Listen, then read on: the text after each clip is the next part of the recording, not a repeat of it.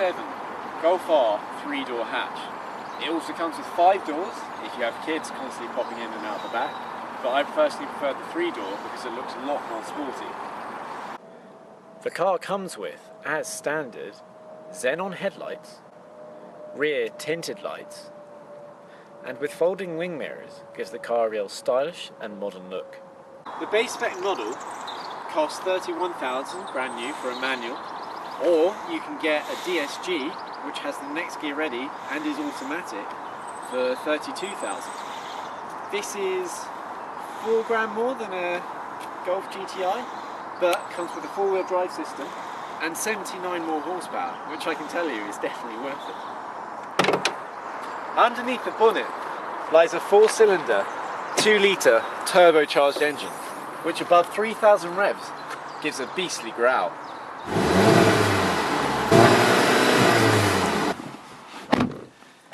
Now we're on the inside of the Golf, and the first thing you notice, apart from the leather-lined steering wheel, is how spacious it is. Even in the back. Here's a video of one of my friends who's over 6 foot getting into it. Lots of legroom when the seat goes back. Very comfortable.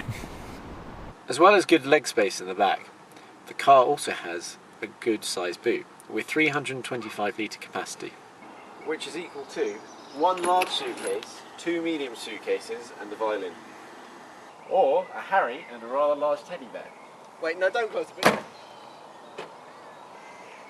So, like most cars, you have a load of buttons on the steering wheel, adaptive cruise controls, this area here, volume up, volume down, previous song, or next radio station, and these are the controls for controlling a screen here, which controls fuel consumption, speed, sat nav, and other various options. As you expect, you have a rev counter with oil temperature gauge, speed counter with fuel tank gauge. As standard, the car has an auto hold button, so if you're on an incline, a decline, or just sitting in traffic, the car will hold the brake for you, and all you have to do is press the accelerator when you're ready. There's also an electronic handbrake. So this car comes with, as standard also, a LCD screen with media, radio and phone support. You do have to pay extra for the navigational system, and I love this music. Anyway, that's a wrap. As an extra, you can also get a navigational system with traffic information. And we'll see what the car's now like to drive. And I'm a sensible man, so I wear a seatbelt. Seatbelt. Safety. So let's start her up. Nom nom nom. Today, with me, I have Harry, who's going to tell you about some of the statistics of the car. Hi. So I thought I'd go through a few of the numbers of this car. It puts out 297 horsepower and 280 pound-feet of torque, which for a 2-litre engine is a lot. 0 to 60, because of the 4-wheel drive system on this car, is sorted in about 4.9 seconds, or in the manual 5.1, which for a hot hatch it's up there with the Focus RS and the AMG 45, the competition that this car has. See, personally, I dislike front-wheel drive cars, but the way this car handles is brilliant. It sends 90% of the wheel... 90% of the wheel? There's 90% of the wheels to the front and 10% to the back. Yes! Which gives you very small wheels at the back and very big at the front. It's set up to act like a hot hatch. It sends 90% of the power to the front wheels and 10% to the back under normal circumstances, but it can send almost 100% to the rear if there's absolutely no grip whatsoever on the front wheels. This means it handles like an old school hot hatch. Oh, fire station. Where? There. Oh, fire station. Can we do a review of a fire truck? No, we're not doing a review. Oh, actually. Exactly. So this is on an uphill slope. Should be interesting because there'll be a tendency for the car to put more power on the rear tyres as the front tyres struggle for grip as the weight shifts back. So here we go.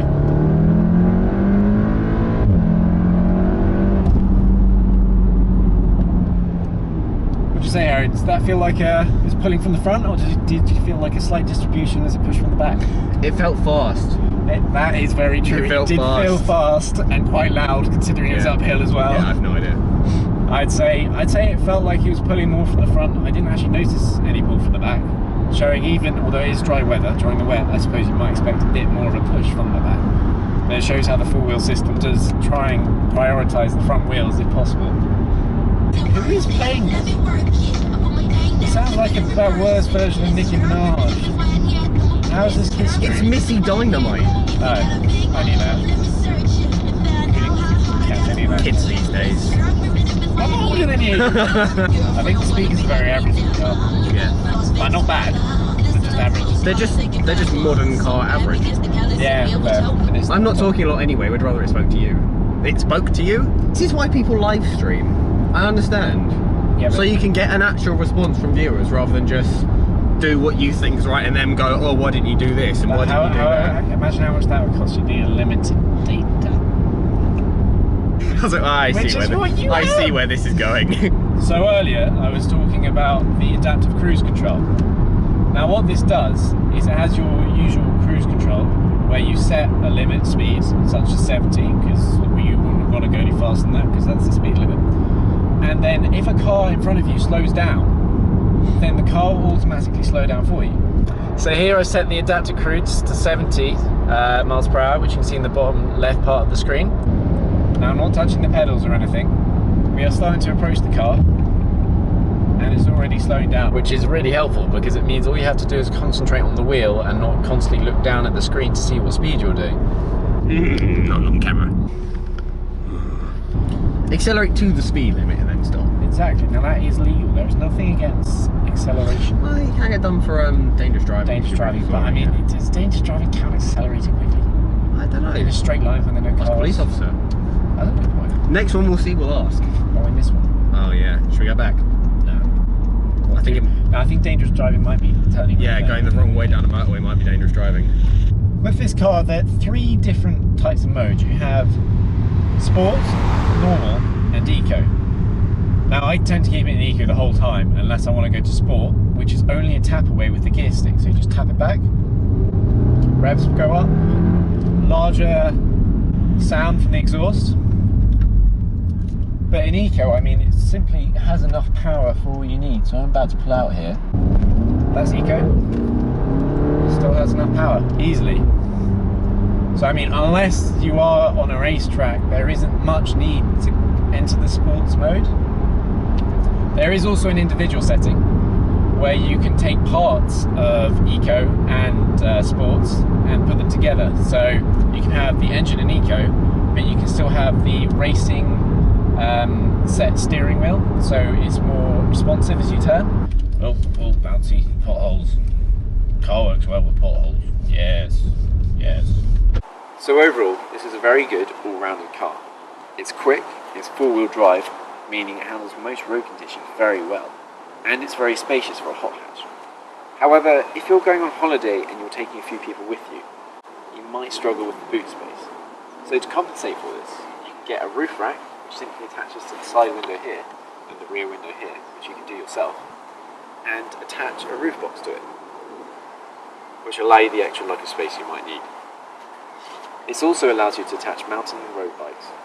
If you have kids, you're going to need a lot more luggage space, and demounting and remounting the roof rack is not going to be ideal. So you might want to invest in an Estate R, which does 0 to 60 in 5.1 seconds and has a boot capacity of 605 litres. I hope you enjoyed the review of the Golf. If you did, please like on the video. This is part of SS 8000 Cars, and if you want to see more reviews like this, please subscribe. Thank you.